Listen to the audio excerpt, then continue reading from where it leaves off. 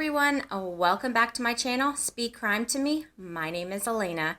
On today's episode, I am going to recap day 12 of the Murdaugh trial. This trial is definitely lasting a little bit longer than expected. So let's get after what happened on day 12.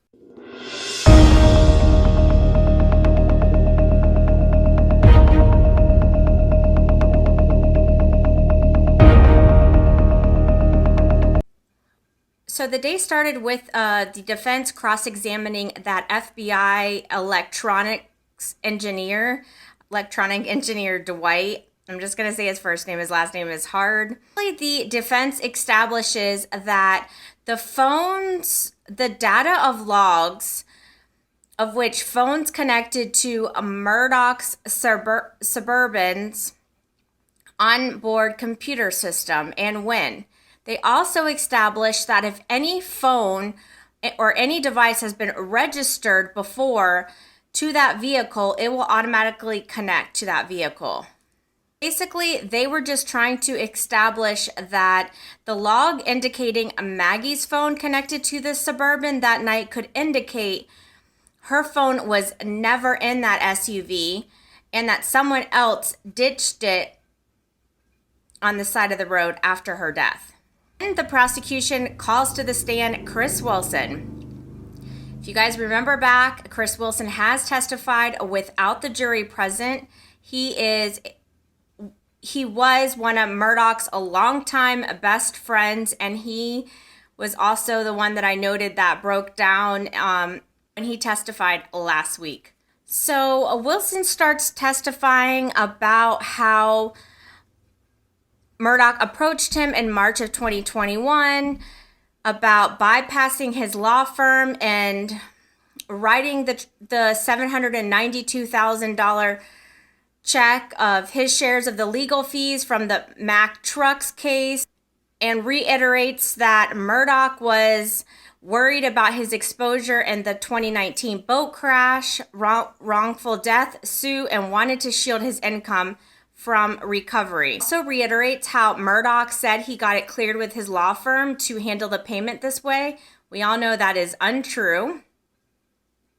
And Chris Wilson just says, I've known Alex Murdaugh for like 30 years and I had no reason not to trust him. Then months later, when the law firm PMPED demanded Chris Wilson to pay the fees, Murdaugh said he could come up with $600,000, but the rest were held up, and Wilson had to pay PMPED $192,000 out of his own checking account. Then they had written like an agreement on like a napkin or something that Murdaugh promised to pay Chris Wilson back the $192,000, and he never did.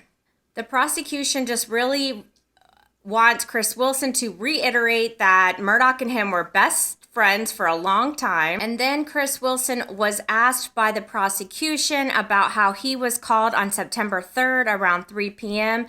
from PMPED lawyer Lee Cope, telling him that Murdaugh had been stealing from the firm and his clients. And they asked how Chris Wilson felt, and he said shocked, betrayed, mad, I don't know, numb.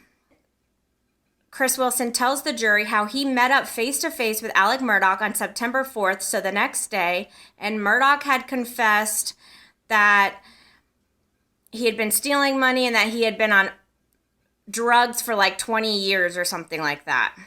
So then the defense starts cross-examining Chris Wilson.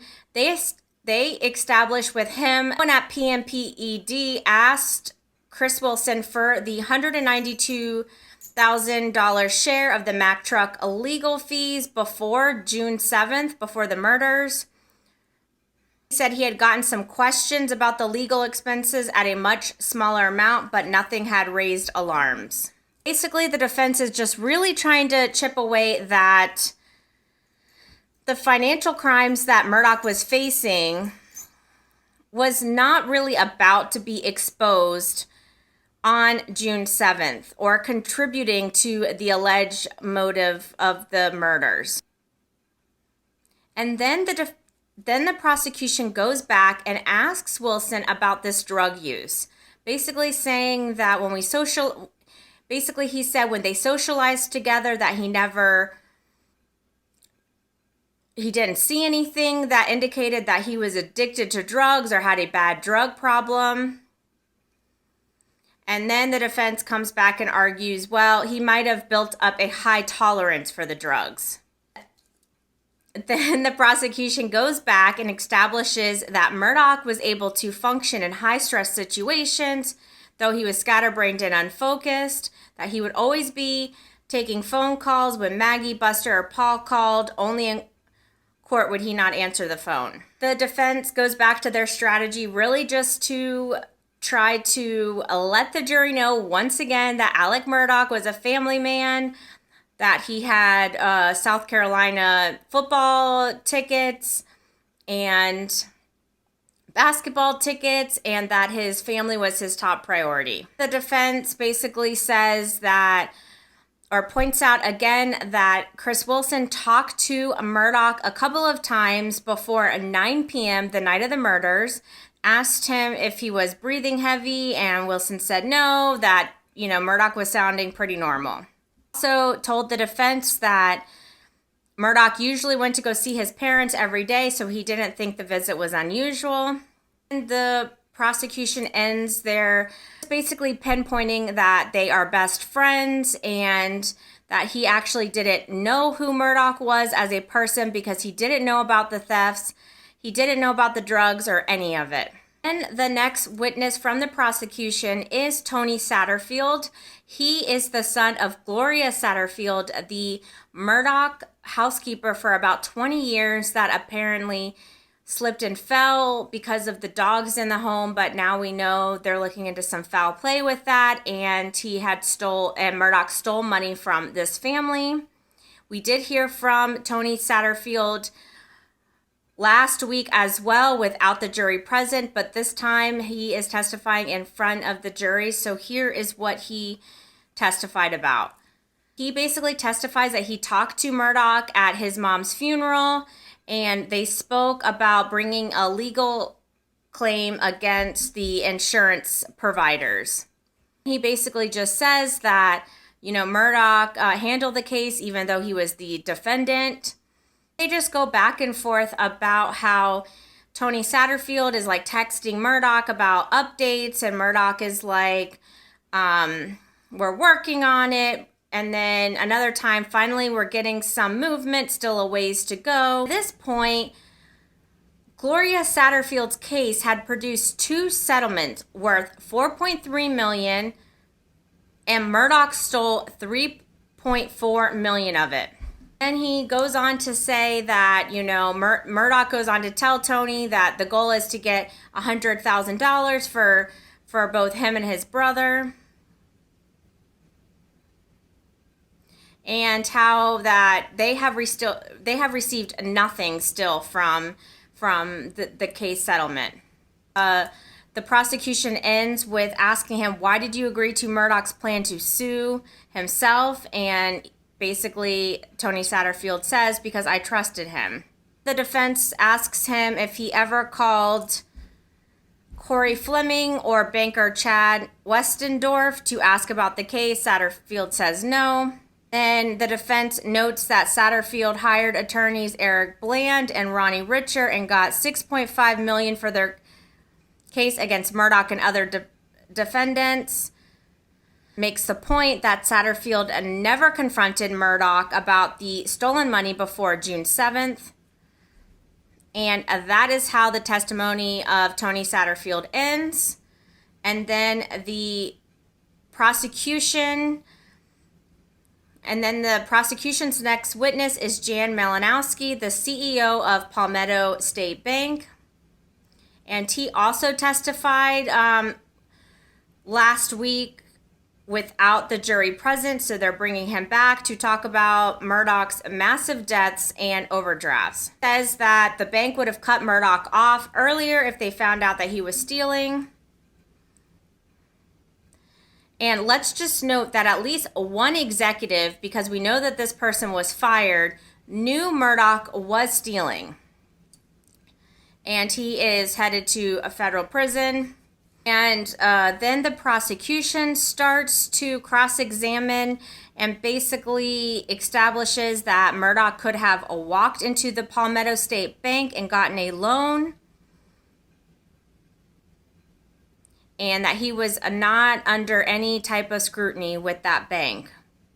Then the prosecution argues, end quote, when all this crashed and burned, was the bank left holding the bag for all of these uncollected loans? And Malinowski says, yes, sir. That is basically how Jan Malinowski's time on the witness stand ends. And next up for the prosecution is Mark Tinsley. So we know Mark Tinsley is the family lawyer of Mallory Beach, the girl that died in that 2019 boat crash. We did hear from him as well last week without the jury present. This time the jury is going to witness what he has to say, and I will say that the defense really tried hard to strike him from testifying again in front of the jury. Let's hear what he has to say. Basically, Tinsley starts by testifying about watching a 2005 case in which Murdaugh handled the closing argument and cried as he gave it. He basically says that the days after the fatal 2019 boat crash, Renee Beach tried to go to the scene of Archer's Creek, and law enforcement stopped her, saying it was a crime scene, and then the Murdaugh family showed up and law enforcement waved them through. This is the day that Tinsley got involved in the case. He said at that time the Beach family was concerned about a cover-up. Paul was eventually criminally charged with drunkenly driving the boat when it crashed, and that's when the Beaches filed the wrongful death lawsuit. He also goes on to testify that Murdaugh had little insurance coverage for the Beaches to collect in a settlement. Progressive offered up a max of $500,000. And Tinsley says Murdaugh's hunting insurance policy would not cover him in the boat crash case.